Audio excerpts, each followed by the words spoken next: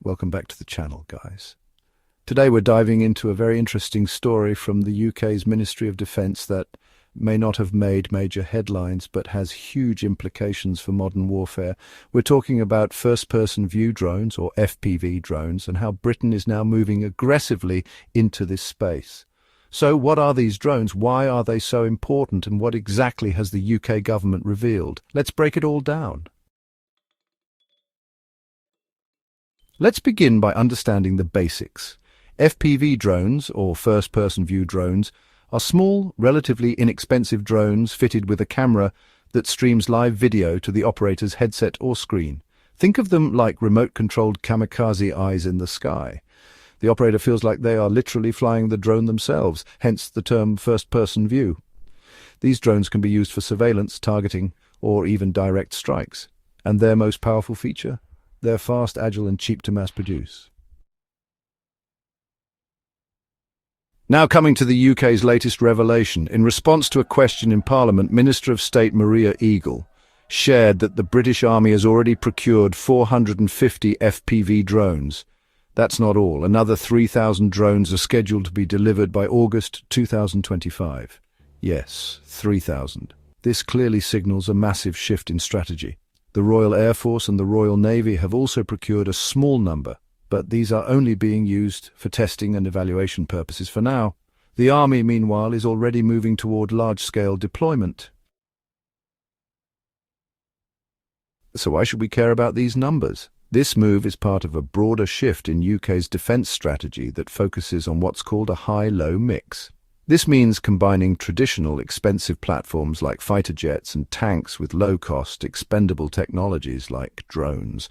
And that makes sense. Instead of spending millions on a single asset, the UK is choosing to spread its bets with hundreds or even thousands of agile, cheap drones. This mirrors strategies seen in modern warfare, especially in Ukraine, which has become a testing ground for drone-based tactics. In fact, the UK has already supplied over 30,000 FPV drones to Ukraine. This is a staggering number, and it shows two things. First, how important drone warfare has become, and second, that the UK isn't just experimenting. It's actively investing and participating in battlefield innovation. The experience from Ukraine has shown how FPV drones can completely disrupt traditional war dynamics, cheap, fast, and deadly. They're being used to strike tanks, bunkers, and even moving troops. This real-world success is likely influencing the UK's decision to bring these drones into its own arsenal at scale. Interestingly, when MPs asked for more details about the types of drones and their NATO stock numbers, the MOD refused to provide them. Why? Because they are considered sensitive information. This kind of secrecy tells us that these aren't just off-the-shelf gadgets. These are being seen as military-grade capabilities. The UK does not want to risk revealing its tactical edge or procurement sources, which could be critical in real combat scenarios. By August 2025, the British Army will have nearly 3,450 FPV drones in its possession. This is more than just an experiment. It's a major investment in the future of warfare. While the Navy and Air Force are still in the evaluation phase, we can expect them to follow suit if their tests are successful. This fits into the UK's long-term vision of having deployable, expendable systems at scale. In simple terms, don't put all your eggs in one high-tech basket.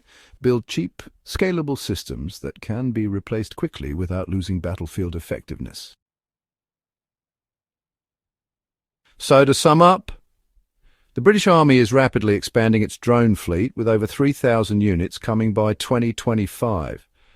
The Royal Navy and RAF are testing the waters. The UK has already supplied 30,000 drones to Ukraine. The focus is now on scalable, low-cost warfare systems for future conflicts. This development signals a clear shift in military doctrine, not just for the UK, but potentially for NATO and allied nations as well. Drone warfare isn't coming, it's already here, and Britain is getting ready for it.